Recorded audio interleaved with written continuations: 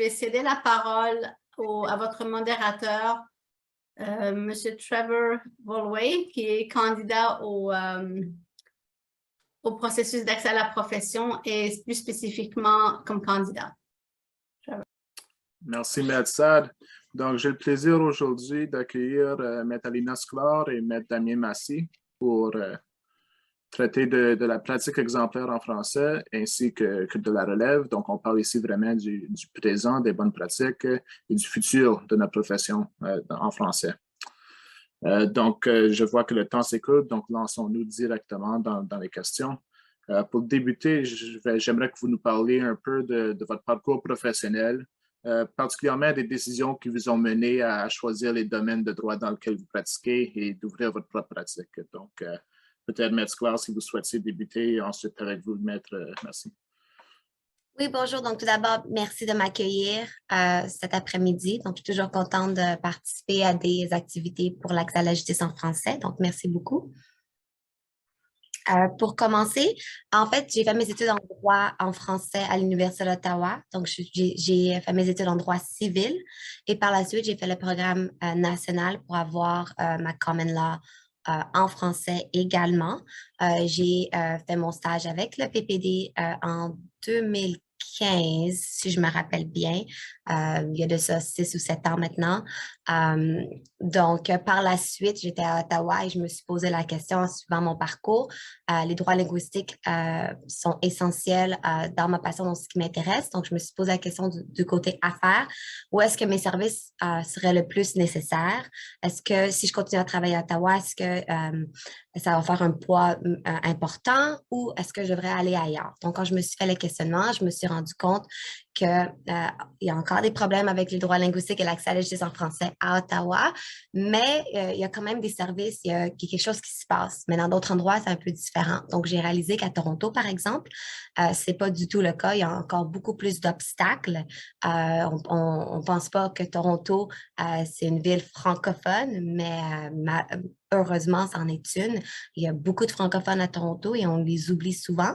Donc, j'ai décidé de déménager à Toronto et d'ouvrir ma pratique à Toronto spécifiquement pour l'accès à la justice en français et je pratique en droit criminel pour la défense. Je fais du litige civil et de l'immigration et la protection des réfugiés en français majoritairement, mais je pratique également en anglais.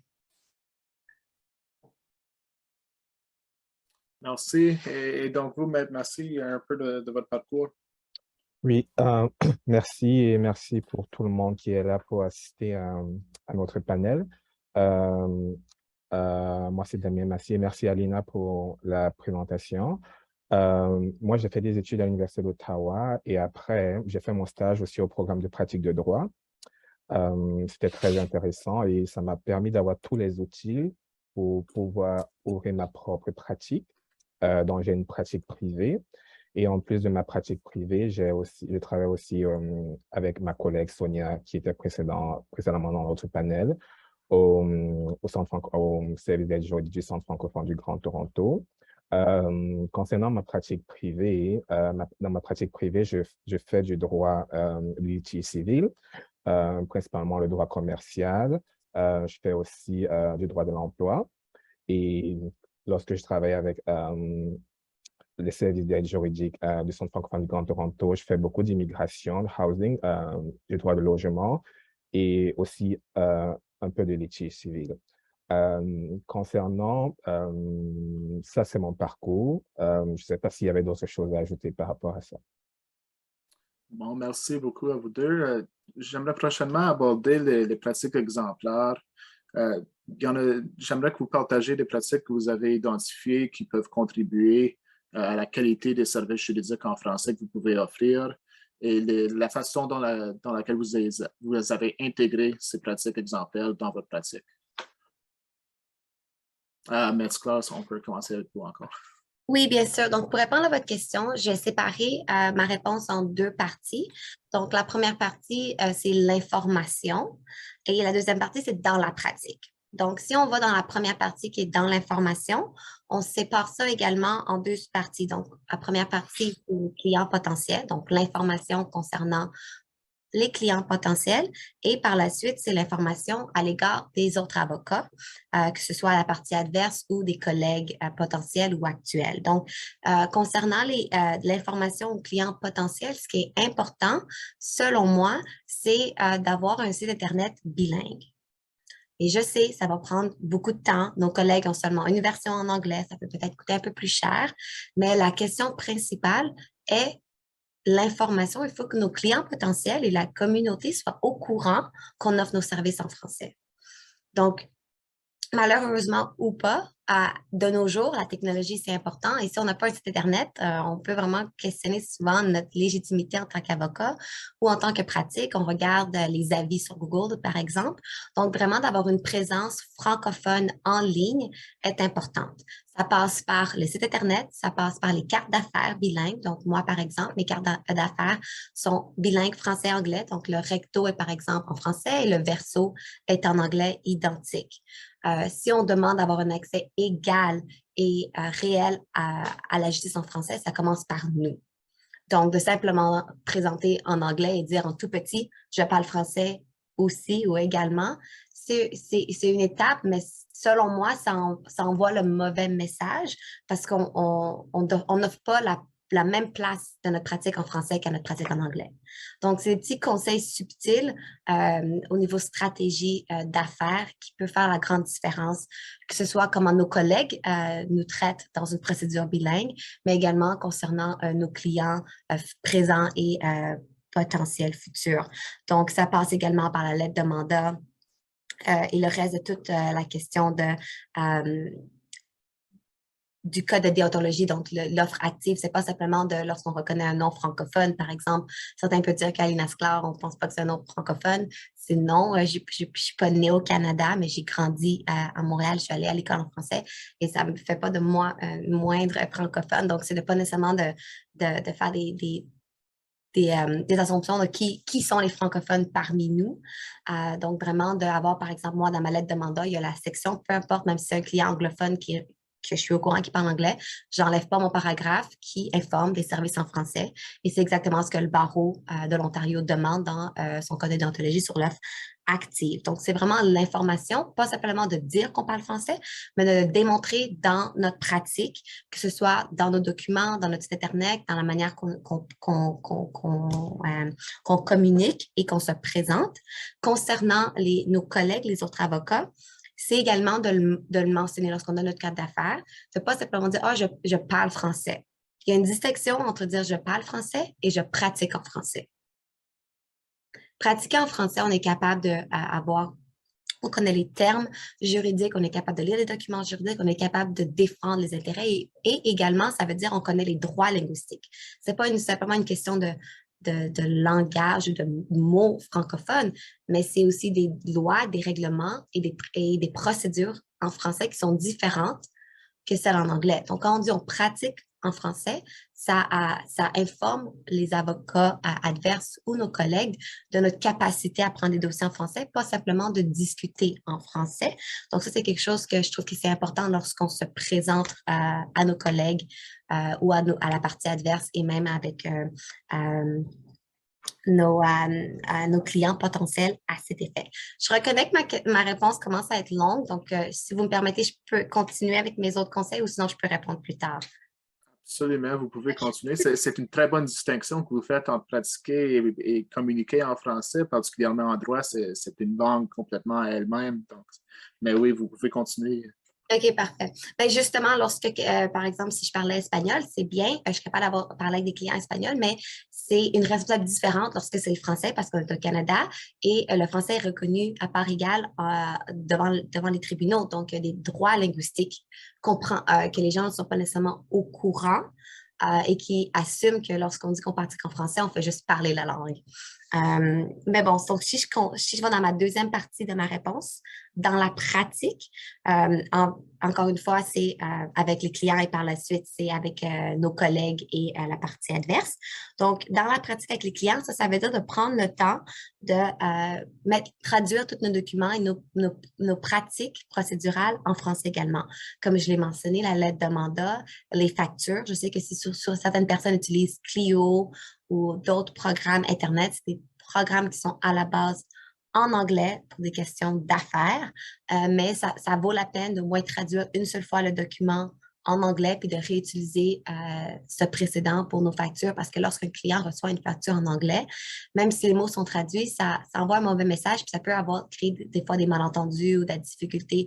Lorsqu'on offre un service en français, il faut vraiment l'offrir de la même qualité égale à celui de l'anglais. C'est ce qu'on demande à notre gouvernement de nous offrir. C'est aussi notre rôle envers nos clients de faire la même chose. Donc, c'est vraiment prendre la peine de faire ça, de faire la même chose qu'en anglais, de rassembler nos précédents.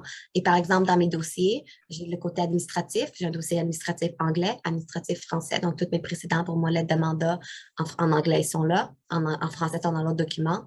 Chaque document correspondant français-anglais sont annotés dans le titre du document, donc c'est facile à moi de repérer ma lettre de clôture d'un dossier, par exemple, français ou anglais. Donc, c'est un travail qu'on fait à l'avance, on investit, mais par la suite, vous allez rarement voir l'addition dans le temps que vous travaillez, mais ça va porter fruit pour vos clients. Concernant la pratique dans les dossiers en tant que tel, avec la partie adverse ou des collègues ou en cours. Moi, je travaille en droit criminel, donc du côté criminel, c'est bien de connaître la requête verbatim ou le concept de la requête verbatim, comme on dit. C'est que les gens ne sont pas nécessairement au courant, mais c'est vrai que oui, on peut appliquer pour l'aide juridique, et l'aide juridique a des critères financiers et des critères d'accusation criminelle. Il faut que certains délits, ce n'est pas tous les délits qui sont ou les actes criminels qui sont couverts. Mais lorsqu'on ne qualifie pas, la possibilité d'avoir un mandat d'aide juridique ne s'arrête pas là pour le client francophone à cause de la requête verbatim qui, malgré le fait qu'on ne qualifie pas pour l'aide juridique, si sans l'aide juridique ou d'avoir un avocat qui est financé par l'État pour nous aider dans le dossier, on n'est pas capable d'avoir une défense pleine et entière qui est un droit protégé par la Constitution. Si ça veut dire que là, l'aide juridique va quand même obliger de nous donner un certificat d'aide juridique. Et c'est le terme, la notion de francophone vient dans défense pleine et entière, un droit protégé par la Constitution, la Charte des droits et libertés canadienne, dans le concept que la divulgation et toute la preuve dans une enquête policière est soumise en anglais. Donc, si je suis un francophone et j'ai le droit d'avoir un procès en français et je demande un procès en français en vertu de l'article 530 du Code criminel, mais toute la divulgation de la preuve est fournie en anglais, est-ce que je suis capable de connaître la preuve contre moi et de capable de la défendre adéquatement? La réponse est non. Donc, c'est dans des situations comme ça que si on fait une requête verbatim, il y a encore d'autres critères, mais ça offre une opportunité aux francophones d'avoir accès à un mandat d'aide juridique autrement, financièrement ou autre, on n'aurait pas accès ou droit.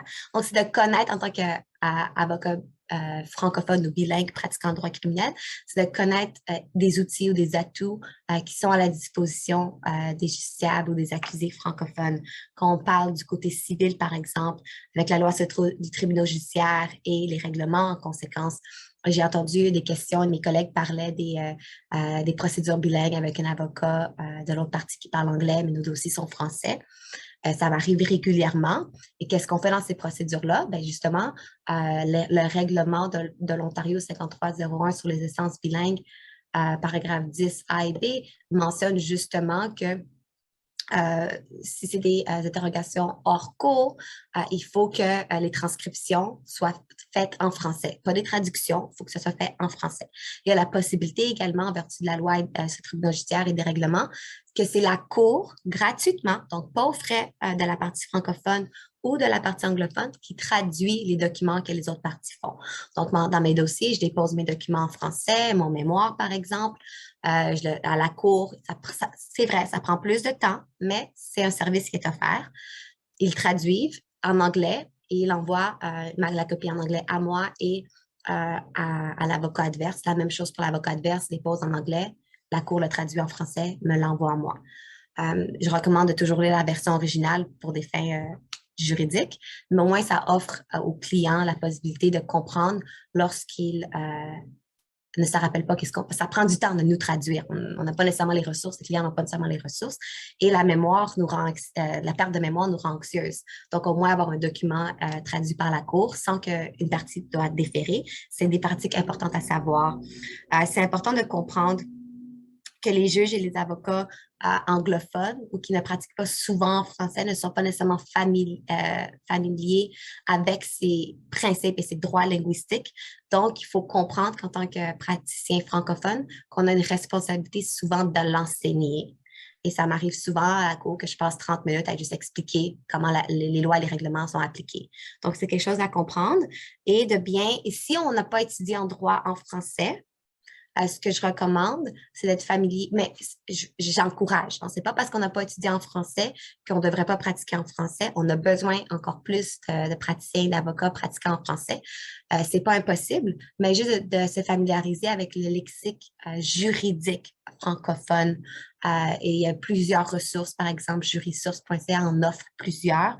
Donc, c'est quelque chose que comme pratique exemplaire que je recommanderais aux personnes qui voudraient pratiquer en français, qui parlent français, mais qui sont un peu anxieux de comment ça se passe à la cour en français, de se familiariser avec les procédures et le lexique juridique. Et souvent, on va vous faire comprendre que de demander une procédure bilingue ou en français, comment dirais-je de façon polie?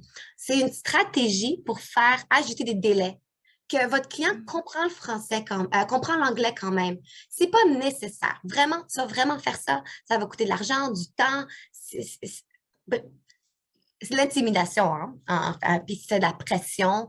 Et il vous fait penser que vous êtes moins compétent, que c'est juste... c'est vous qui êtes un peu tout croche. Donc, ça va arriver. C'est pas de se demander, il faut bien comprendre si ça va arriver. C'est quand ça va arriver. C'est sûr et certain, ça arrive quotidiennement, malheureusement. Donc, il y a une éducation à faire aux avocats et aux praticiens anglophones à cet effet. Mais bon, pour l'instant, il faut comprendre que ça arrive souvent. Donc, quand ça arrive, il faut vraiment comprendre que c'est une pression et de ne pas renoncer à nos droits, même si ça prend plus de temps. On parle avec notre client, on l'informe à ce sujet-là, mais de mettre notre pied à terre et de vraiment demander la revendication de nos droits, parce que lorsqu'on ne le fait pas, c'est là qu'on les perd. Donc, pour l'instant, il y a un problème entre ce qui est sur papier, donc les lois, et après ça, les faire appliquer. Donc, si on ne fait pas l'effort pour les faire appliquer, il n'y a pas de chance pour personne plus tard. Donc, c'est un conseil que j'aime dans la bonne pratique, c'est de ne pas avoir peur et de ne pas vous sentir petit lorsque les parties adverses essayent toujours de le faire. Oui. Comme si on a un peu moins. Je ne sais pas plus poliment de le dire, mais ce n'est pas une honte et ce n'est pas un défaut de pratiquer en français ou d'être francophone ou de ne pas vouloir aller à la cour en français. Et c'est quelque chose que je suis fière et je suis contente de le faire à tous les jours. Donc, ça, c'est un esquisse des petits conseils et des pratiques exemplaires que j'avais à vous dire cet après-midi. Merci beaucoup, Maître Claire. C'est un beau portrait des petites choses ici et là qu'il faut faire pour non seulement connaître nos droits, mais pour bien vivre et pratiquer avec ce droit-là. Maître Massy, je vous relance un peu la même question de pratique exemplaire que vous-même vous avez trouvé le long du chemin que vous avez implémenté dans votre pratique.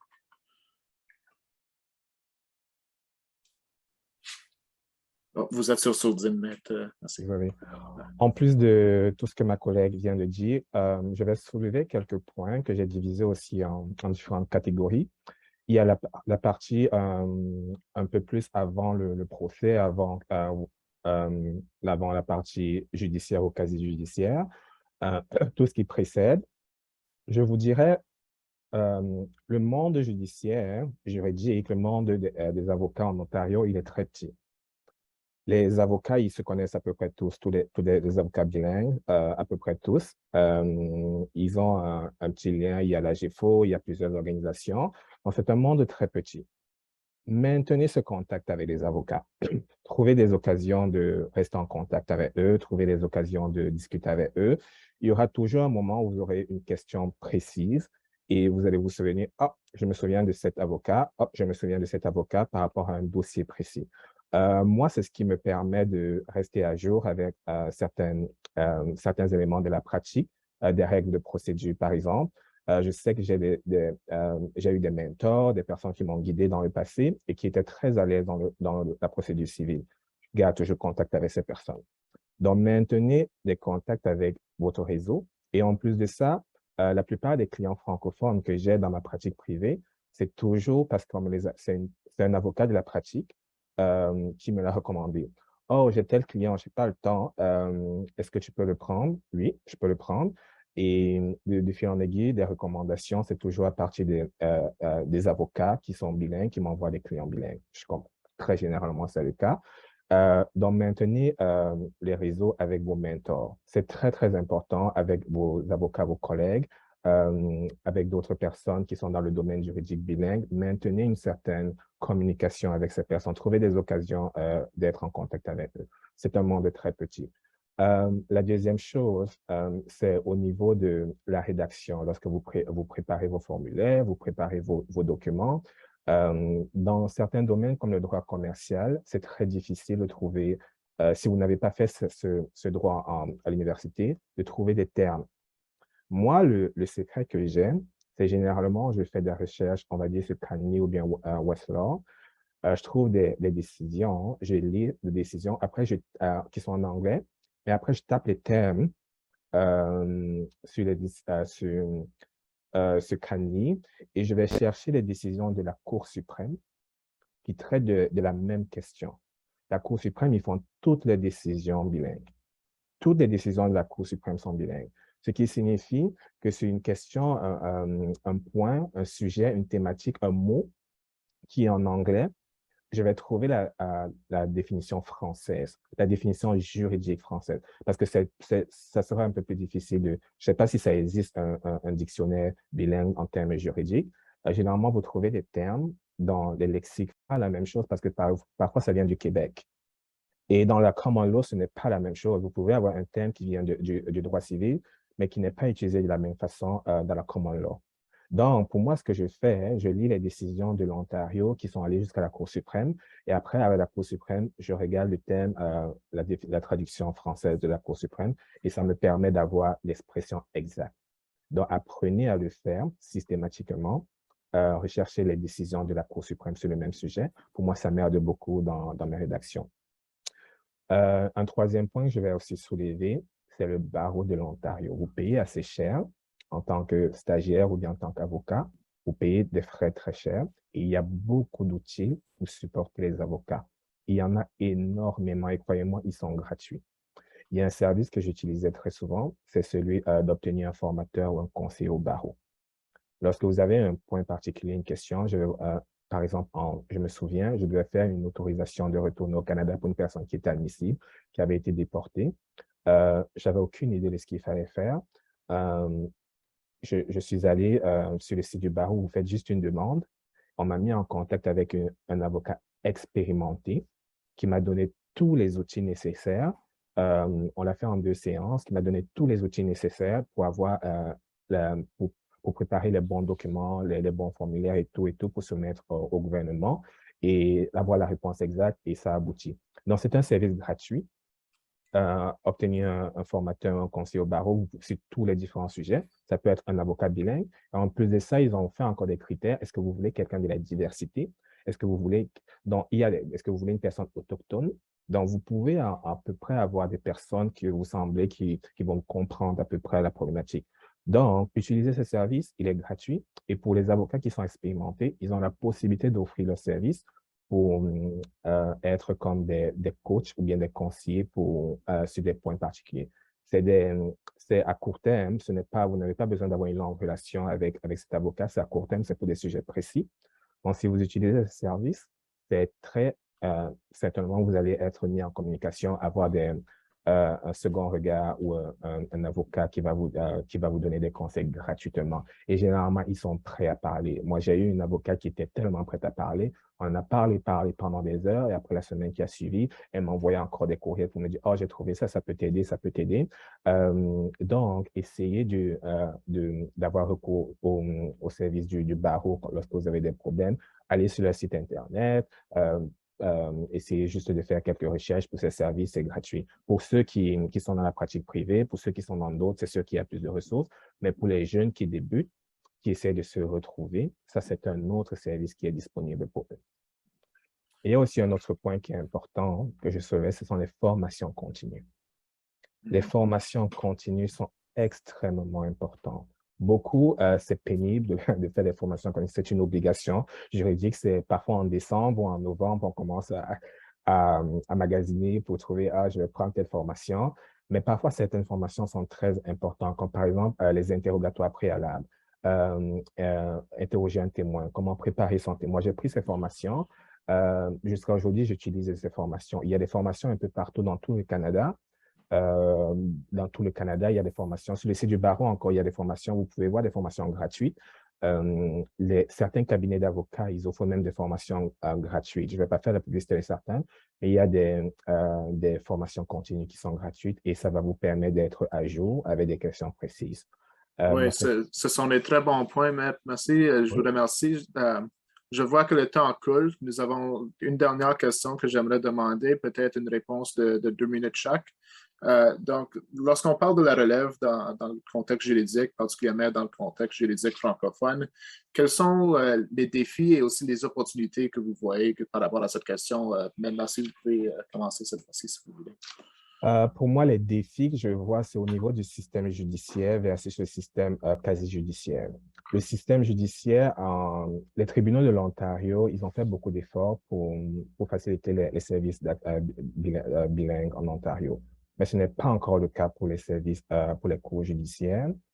Juste un exemple, je me suis retrouvé, on avait un dossier qui devait être en français, je me retrouve devant un deputy judge pour obtenir une ordonnance. Et ce deputy judge dit, je ne savais pas que c'était, mon français n'est pas très bon, donc est-ce que vous voulez procéder en français, en anglais aujourd'hui? Et moi, j'ai besoin d'une ordonnance sur le champ. Qu'est-ce que vous faites à ce moment-là? Vous procédez en anglais. Je pense que c'est un défi. J'ai eu un autre exemple de la même façon. On avait signifié des documents qui étaient en français. L'autre partie ne s'était pas présentée, n'avait pris aucun recours au mécanisme. La juge, le jour de l'audience, alors que cette personne était en défaut, a appelé l'autre partie, alors qu'on avait soumis tous les formulaires. Cette personne était déjà en défaut. Mais elle s'est dit, peut-être c'est parce que cette personne ne lit pas le français que cette personne ne s'est pas présentée. Ils ont pris le téléphone avec la greffière, ils ont appelé, c'est même pas dans les règles. Mais ce sont des choses qui arrivent. Et je trouve qu'il y a un problème avec les cours du système judiciaire. Je sais que nous sommes à court de temps, mais en ce qui concerne les tribunaux administratifs, continuez à lire vos jurisprudences, vos décisions. Lorsque vous faites vos soumissions, assurez-vous qu'elles soient, il n'y a pas de limite, à part la Cour fédérale où il y a des limites concernant les mémoires ou les soumissions. Dans d'autres domaines, vous n'avez pas besoin de vous limiter concernant vos mémoires ou vos soumissions. Donc, assurez-vous de mettre le plus de droits possible parce que lorsque ces décisions seront prises en appel devant la Cour fédérale, si vous n'avez pas abordé un certain point, une certaine question, il se pourrait que la Cour fédérale ne traite pas de ces sujets. Et c'est déjà arrivé plusieurs fois où j'ai lu des décisions où la Cour a refusé de se prononcer sur une question qui n'avait pas été mise en avant devant le tribunal administratif. Alors que si ça avait bien été en avant dans le tribunal administratif, il se serait posé la question et ça aurait fait l'objet d'un débat en appel.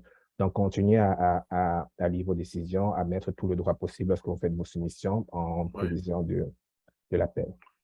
Parfait, merci beaucoup. Maître Sclair, de votre côté, des défis, des opportunités peut-être que vous voyez en ce qui concerne la relève? Oui, donc concernant les défis, c'est assez intéressant pour moi d'entendre la réponse de mon collègue, puisque en droit criminel et même à la Cour supérieure en litige, mon expérience est complètement différente. À la Cour, même, il y a des problèmes catastrophique de A à Z. Je n'ai pas eu un dossier où je n'ai pas eu de problème. J'ai eu un dossier récent parce que la juge a été claire, elle avait honte de comment ça s'est passé, qu'est-ce qui était offert en français. Et même si mon client aurait été reconnu coupable, elle avait confirmé qu'elle aurait eu elle aurait arrêté les procédures pour violation des droits linguistiques. On n'a pas assez de juges francophones, on n'a pas assez d'interprètes francophones, on a aussi un manque de personnel de sténographe ou de greffier. C'est de A à Z partout. Même les procureurs de la couronne, des fois, ils parlent français, mais ils ne peuvent pas pratiquer comme ils font en français. Donc, mon expérience dans les cours de Toronto est qu'il y a encore beaucoup, beaucoup de problèmes à la cour et ça rend, ça crée un défi considérable pour la relève. Ça fait déjà presque 7 ans maintenant que je pratique, donc je suis habituée, on me connaît, on sait déjà que je vais pas me... Mais pour la relève, la difficulté, c'est la pression quotidienne qu'on nous met pour laisser aller nos droits, renoncer. C'est correct, fais ta conférence préparatoire au procès en anglais, c'est pas grave. Tu vas avoir quand même ton procès en français. Ça va prendre 3 semaines. Non, c'est en français. Pourquoi c'est important? Parce que s'il y a un problème après ça, c'est en anglais et ça crée... Ça, c'est le défi pour moi le plus important pour la relève, cette pression, cette intimidation douce qui se passe sous les... Je comprends, c'est certainement pas facile. Exactement. Mais pour ça, donc c'est vraiment, je vais vraiment redemander de rester fort à cet effet. C'est important aussi de comprendre que j'enseigne à temps partiel au Collège Boréal, également pour les adjoints juridiques en français. Et leur difficulté à eux, par exemple, c'est que les manuels sont en anglais. Il n'y a pas vraiment de ressources en français. Donc, là, moi, je vais traduire le cours en même temps dans les lectures qu'ils font. Donc, que ce soit même dans la pratique pour les avocats, les logiciels sont en anglais, que ce soit Clio, que ce soit si on divorce mate, si on parle du droit de la famille. Donc, il n'y a pas de ressources pour la relève de vraiment pratiquer en français tout de suite, sans précédent, sans discussion avec les autres avocats. Tandis qu'en anglais, c'est correct. J'ai pas besoin de faire cette adaptation-là que je parlais dans ma première réponse. Et aussi, ce que je recommande aux gens, c'est de faire des plaintes à l'Ombudsman de l'Ontario. Kelly Burke, si je me rappelle bien, qui est présentement actif en ce moment, parce que sans ces plaintes-là, le gouvernement ne sont pas au courant des lacunes et des obstacles, des défis que nous, on mentionne présentement, et n'ont pas la même force pour après ça aller au gouvernement pour revendiquer l'embauche de personnel francophone et pas juste bilingue, mais francophone qui peut pratiquer et offrir des services en français.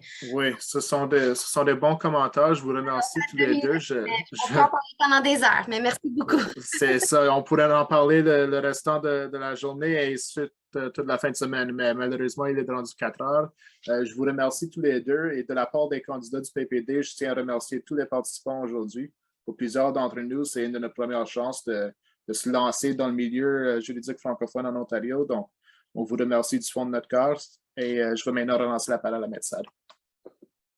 Donc, merci beaucoup à tous. Donc, on a essayé de respecter notre temps. On est un petit peu en retard de 2 minutes, mais je pense qu'on vous a livré la promesse qu'on vous a proposée ce matin, donc d'offrir un programme très varié pour vous donner non seulement le contexte, mais vraiment rester dans le concret et dans les pratiques exemplaires. Je tiens à remercier toutes les conférencières et tous les conférenciers qui ont participé au succès de cette journée, mais aussi aux participantes et aux participants qui ont, par leurs questions, par leurs commentaires, ont suscité cette conversation qui, évidemment, n'est que le début d'une série d'autres rencontres comme celle-là. Donc, vous allez recevoir un sondage pour nous donner de la rétroaction, mais aussi des ressources mises à jour. Donc, le lien qu'on a partagé avec vous, on va y ajouter quelques ressources qu'on a reçues après la conférence, ainsi que l'enregistrement dès qu'il sera disponible. Et pour les membres du barreau, dès qu'on a l'information par rapport à l'accréditation, on va vous faire parvenir cette information. Donc, sur ce, je vous souhaite une excellente fin de journée